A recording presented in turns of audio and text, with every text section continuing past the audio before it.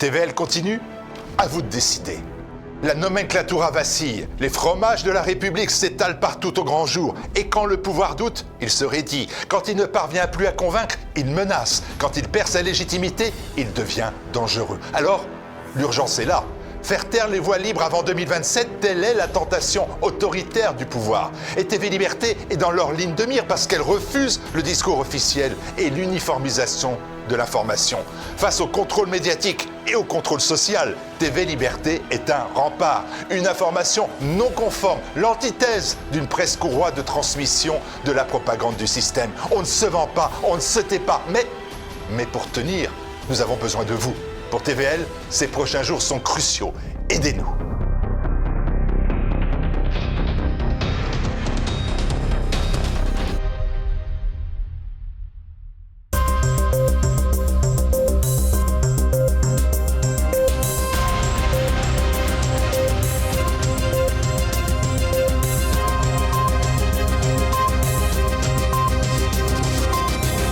Madame, Monsieur, bonsoir. Je suis très heureuse de vous retrouver ce soir. Au programme de cette édition, un point sur la situation ukrainienne. Alors que le front reste à l'avantage des Russes, les discussions semblent bloquées, laissant craindre une issue unique par la reddition. Nous reviendrons ensuite sur cette annonce d'Emmanuel Macron de lancer la construction d'un nouveau porte-avions pour remplacer le Charles de Gaulle. Et puis, nous poursuivrons notre tour d'horizon du bilan de l'année 2025, cette fois aux confins du continent, avec les pays du Caucase. L'Ukraine finira-t-elle la guerre par une reddition sur le front? Alors que les discussions sont au point mort, malgré les déclarations d'intention, la situation sur le terrain militaire évolue toujours défavorablement pour les troupes de Kiev. Le point tout de suite. Des réunions sans issue et un front qui s'enfonce progressivement. Alors que les rendez-vous internationaux pour deviser de la sortie de guerre en Ukraine s'enchaînent, les soldats sont toujours à pied d'œuvre sur le front.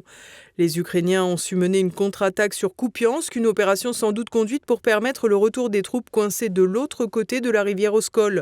Une traversée rétrograde qui rappelle celle des Russes en 2022 pour franchir à nouveau le Dniepr dans le secteur de Kherson. Sur le reste du front, les troupes russes sont à l'avantage dans une stratégie d'avancée mesurée, une situation qui ne facilite pas les négociations pour le spécialiste diplômé de l'école de guerre Hervé Carès. Les seuls qui ont une réelle volonté de faire cesser le conflit le plus rapidement possible, ce sont les Américains. Les Ukrainiens, sur le plan politique, les exigences actuelles des Russes ne sont pas recevables et ils estiment qu'ils ont toujours les moyens militaires de freiner l'avancée russe et obtenir une solution à la coréenne avec une ligne de démarcation.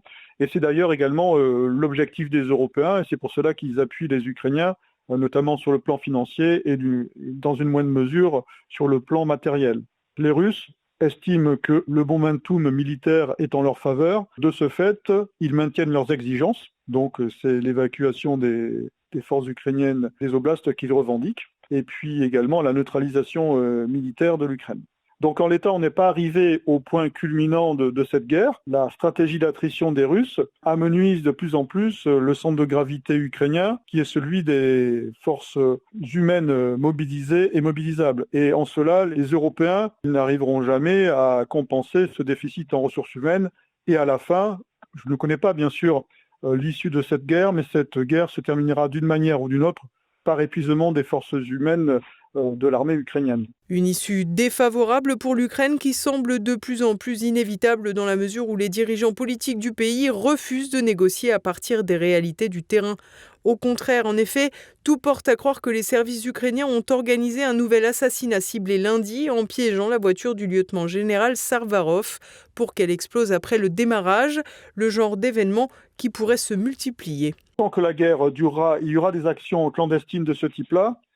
Elles sont révélatrices aussi des difficultés de l'armée ukrainienne sur le front. En fait, on est en train de passer d'un contexte de guerre symétrique, avec des forces de même capacité sur le front terrestre notamment, à un contexte de guerre dissymétrique avec des forces conventionnelles qui n'ont pas forcément les mêmes capacités, puisque les forces conventionnelles russes sont supérieures aux forces ukrainiennes, notamment en termes de moyens quantitatifs et qualitatifs, à un contexte de guerre asymétrique, c'est-à-dire que le belligérant qui est le plus en difficulté est en train de basculer sur une forme de guerre asymétrique. Alors, Si jamais il y a un accord de paix qui est signé, il faut être très très clair que dans les clauses de sécurité demandées de part et d'autre, il y aura bien sûr l'exigence de l'arrêt des actions clandestines. Des clauses qui seront difficiles à faire respecter par le pouvoir ukrainien. En effet, tout porte à croire que les factions radicales proches du sommet de l'État ne souhaitent pas le rétablissement de la paix. De quoi faire craindre, dans l'hypothèse où les négociations pourraient aboutir avant la reddition de Kiev, à une poursuite des opérations sur un terrain qui serait alors plutôt terroriste. La folie des grandeurs de Macron continue. Lors de sa visite sur la base militaire d'Abu Dhabi, le président a annoncé le lancement de la construction d'un nouveau porte-avions à propulsion nucléaire pour remplacer le Charles de Gaulle. Il sera plus grand, plus lourd et plus cher. Mais une question se pose, est-ce vraiment le meilleur choix stratégique ? Peut-être pas. Explication d'Édouard Chaneau. Le 21 décembre, aux Émirats arabes unis, devant les troupes françaises, Emmanuel Macron a annoncé le lancement du chantier d'un nouveau porte-avions prévu pour 2038. Évidemment, le nom du prochain vaisseau amiral de la flotte française n'a pas encore été annoncé. Espérons qu'on nous épargnera celui de l'actuel président. En tout cas, peut-être emporté par sa rhétorique va-t-en-guerre ou complexé par la taille des 11 porte-avions de Donald Trump, Emmanuel Macron veut lui aussi un géant des mers. Le porte-avions de nouvelle génération sera le plus grand navire militaire d'Europe à 310 mètres de long contre 261 pour l'actuel Charles de Gaulle, commandé en 1986 et opérationnel depuis 2001. Le nouveau vaisseau sera manœuvré par 2000 matelots contre 1800 pour l'ancien. Il pèsera 80 000 tonnes contre 42 000. Ce tonnage agrandi lui permettra d'embarquer plus d'avions que les 40 du Charles de Gaulle. Alors bien sûr, la France étant dotée du deuxième espace maritime le plus vaste du monde, le lancement d'une telle arme permettrait au pays de rester une puissance maritime de premier rang avec cet outil de dissuasion conventionnelle. Une bonne nouvelle donc de prime abord, selon Olivier Dujardin, spécialiste des systèmes d'armement et auteur d'un récent ouvrage de référence sur les drones qui souligne l'impératif de conserver les compétences de l'aéronautique embarquée. Oui, c'est une bonne nouvelle pour d'avoir un nouveau porte-avions, dans le sens où ça permet de maintenir les compétences de l'aéronautique navale. C'est des compétences qui sont assez difficiles et longues à acquérir, donc les perdre c'est rapide, les réacquérir c'est toujours très long, donc ça c'est plutôt une bonne nouvelle qu'il y a une continuité dans ce domaine-là. Sur la durabilité d'un porte-avions dans le temps, un porte-avions est une grosse plateforme. Donc ça a l'avantage de pouvoir être de mieux supporter les modifications et les améliorations. Et en plus, la puissance du porte-avions dépend en grande partie de son parc aérien. Drones, avions, etc. Donc ça, lui, il pourra plus facilement évoluer. Donc il est plus facile de maintenir la pertinence d'un porte-avions dans la durée que d'autres plateformes plus petites. Le porte-avions devrait intégrer le nouveau système de catapultage électromagnétique, des drones, un radar Seafire de Thales capable de suivre jusqu'à 1000 cibles simultanément, des missiles Aster à lancement vertical et 2 chaufferies nucléaires qui lui permettront d'atteindre 27 nœuds, soit 50 km/h sur les flots. Le coût annoncé pour ce bijou de technologie, 10 milliards d'euros. Alors pour un tel coût, le choix d'un seul vaisseau est-il le plus sage ? Olivier Dujardin en doute. Le dernier point, peut-être le côté où on peut se poser des questions, c'est sur le choix de la plateforme qui est faite, c'est-à-dire une très grosse plateforme, un choix quasiment de la taille des porte-avions américains, donc 2 fois plus gros que le Charles de Gaulle. Alors ça permet d'emporter des appareils plus gros, certes, plus d'appareils. La question qu'on peut se poser, c'est que ça va maintenir un seul porte-avions dans l'arsenal français. Et un seul porte-avions, ça veut dire des périodes d'indisponibilité, donc pas de permanence. La question stratégique qu'on peut se poser, c'est dans quelle mesure le choix de 2 porte-avions plus petits aurait été ou non plus pertinent. C'est vraiment des orientations stratégiques et des choix qui doivent être faits. L'avantage du gros porte-avions, c'est sa puissance. Seulement s'il est tout seul, c'est sa disponibilité qui sera forcément partielle. Et aussi, il représentera une cible de choix, forcément. Avec 2 porte-avions plus petits, on va dire qu'on a une meilleure disponibilité.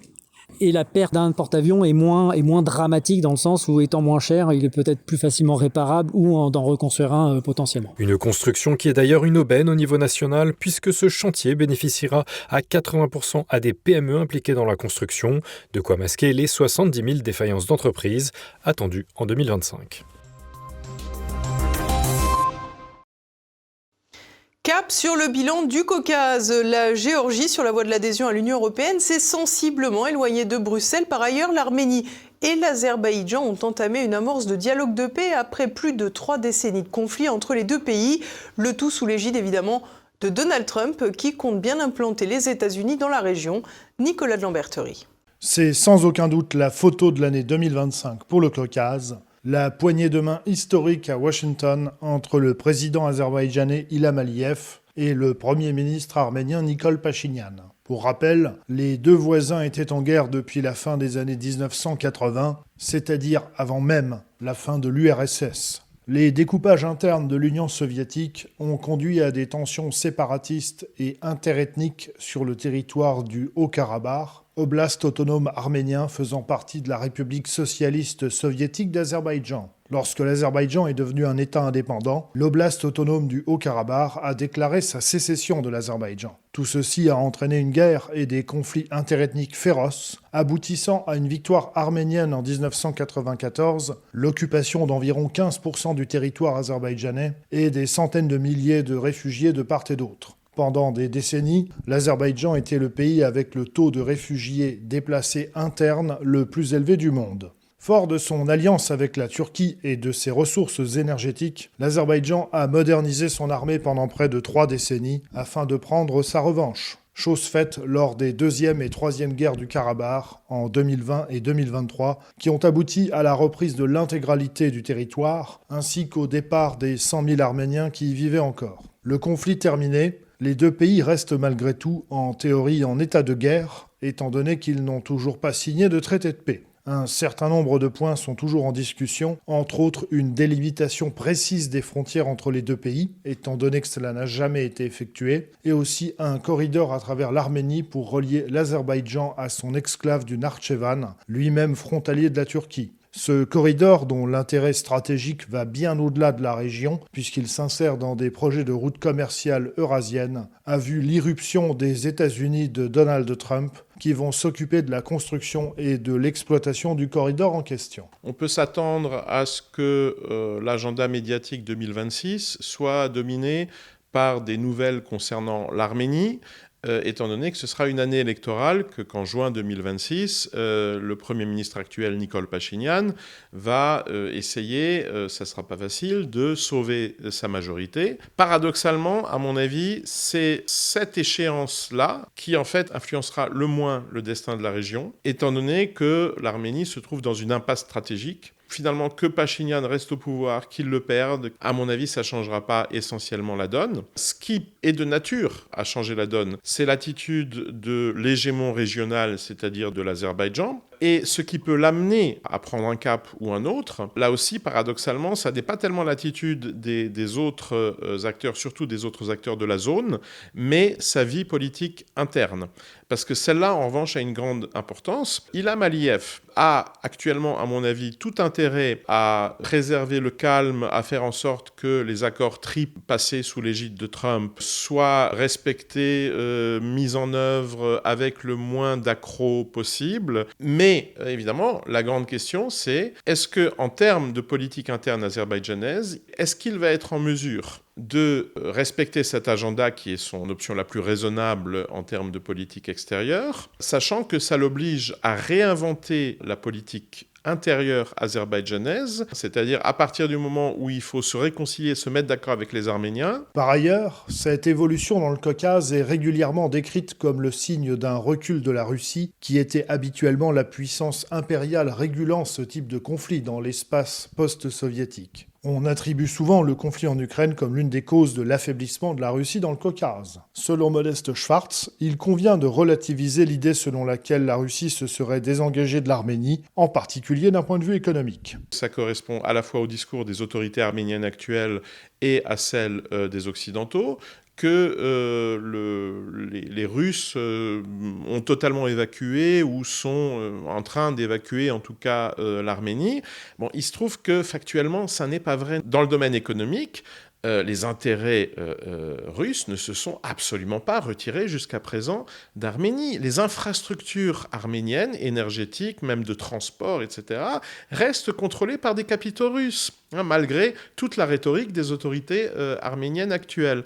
Bon, simplement, cette influence ne s'exerce plus de façon directe, on va dire néo-impériale comme par le passé. Reste enfin, en ce qui concerne la Transcaucasie, la Géorgie. Le pays a connu et perdu plusieurs conflits séparatistes qui l'opposaient directement ou indirectement à la Russie depuis la fin de l'URSS et était jusqu'à une période récente en voie d'adhésion à l'Union européenne. Mais un relatif rapprochement du pouvoir géorgien avec Moscou a lourdement refroidi la relation entre Tbilissi et Bruxelles, de telle sorte que la question de l'adhésion de la Géorgie à l'Union européenne semble pour le moment durablement rangée au placard. Quand on écoute le discours notamment des euromondialistes, on a l'impression que la Géorgie est redevenue un bastion du Kremlin. Je ne suis pas à 100% convaincu que ce soit tellement le cas que ça. Je comparerais plutôt la Géorgie du rêve géorgien de Bidzina Ivanishvili à ce qu'a pu être la Moldavie à l'époque de Vladimir Plahotniuc. C'est-à-dire qu'il y a une gouvernance oligarchique mais autochtone, et que donc on pourrait dire que la Géorgie réalise un peu, en réalité, parce qu'elle en a les moyens, parce que c'est un pays qui n'est pas lié, on va dire, par des traités d'appartenance comme l'OTAN, l'Union européenne, etc. Ce multilatéralisme, cette connectivité, par exemple, sous la forme d'une très grande ouverture économique et politique. Alors vis-à-vis de Moscou, c'est ce qui dérange les euromondialistes, mais aussi vis-à-vis de Bakou. Carrefour stratégique où la quasi-totalité des influences impériales du monde se rencontrent et s'affrontent, le Caucase sera assurément l'un des points chauds du monde à observer en 2026, à commencer avec la poursuite des négociations pour le corridor Trump, sous réserve que la région conserve son calme relatif l'année prochaine. Et partons à présent en compagnie de Renaud de Bourleuf pour l'actualité en bref en France. Le coup de force de Lecornu a-t-il fait long feu? Après avoir réussi à arracher une forme de confiance par les compromissions des socialistes et de LR, le Premier ministre doit à présent faire adopter sa loi spéciale pour s'offrir un sursis budgétaire.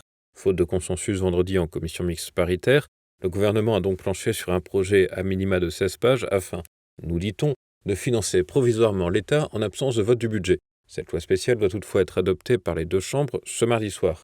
Un vote qui devrait passer, mais pourrait aussi contraindre le locataire de Matignon à utiliser l'article 49.3 pour sauver les socialistes qui lui avaient pourtant imposé de ne pas s'en servir. En effet, aucune formation politique ne semble plus encline à assumer le vote de la copie du Parlement. Si le texte est adopté, il ne signifiera pas pour autant que la sortie de crise est toute trouvée.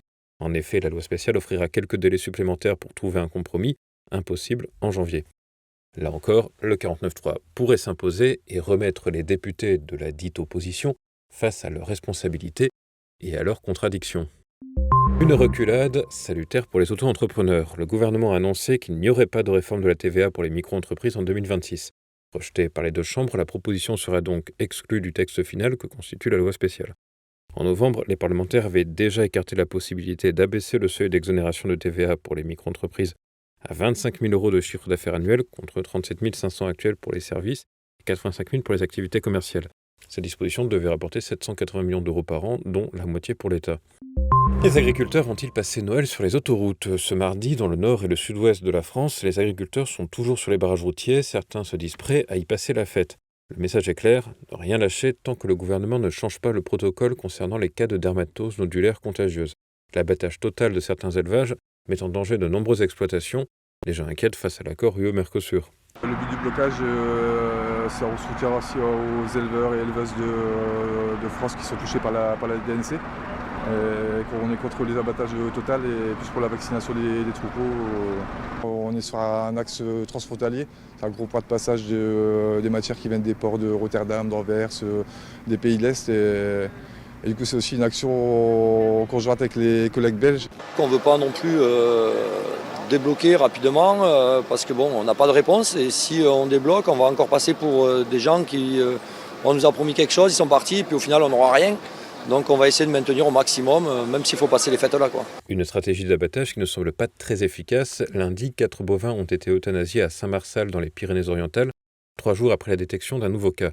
Sur ce territoire, 500 bovins ont été euthanasiés depuis octobre. Les services en ligne du groupe La Poste paralysés. Depuis hier lundi, une cyberattaque de type déni de service paralyse les sites de la Banque Postale, Colissimo, Digipost et l'application mobile bancaire. La distribution des colis et courriers est donc perturbée la veille de Noël, cette panne survenant après un incident similaire le samedi précédent, frustrant des millions de clients. Le groupe La Poste a confirmé l'attaque, mais assure qu'il n'y a aucun impact sur les données clients et que les paiements par carte restent possibles. Les équipes sont mobilisées pour un rétablissement rapide, mais l'accès reste partiellement bloqué ce mardi. Les sites de la Banque Populaire et de la Caisse d'Épargne ont aussi subi des dysfonctionnements, sans que le lien ne soit pour l'heure confirmé. Explosion dans une site Céveso près de Lyon. Lundi dans l'après-midi, l'usine chimique Elkem Silicone à Saint-Fond a connu une importante explosion avant de subir un incendie. Les lieux sont classés Céveso en raison de la manipulation de substances dangereuses et en grande quantité. 4 personnes ont été blessées, dont 2 grièvement. Une centaine de pompiers a été mobilisée et le feu a finalement été maîtrisé en fin de journée. La circulation a pu reprendre sur l'autoroute et les inquiétudes quant à la toxicité des gaz ont été écartées. L'origine de l'explosion n'est pas connue, mais on suppose qu'elle est liée aux émanations d'hydrogène d'un atelier où travaillaient 5 personnes. En 2016, ce site Céveso avait déjà connu un incendie de flux de silicone et une personne avait perdu la vie.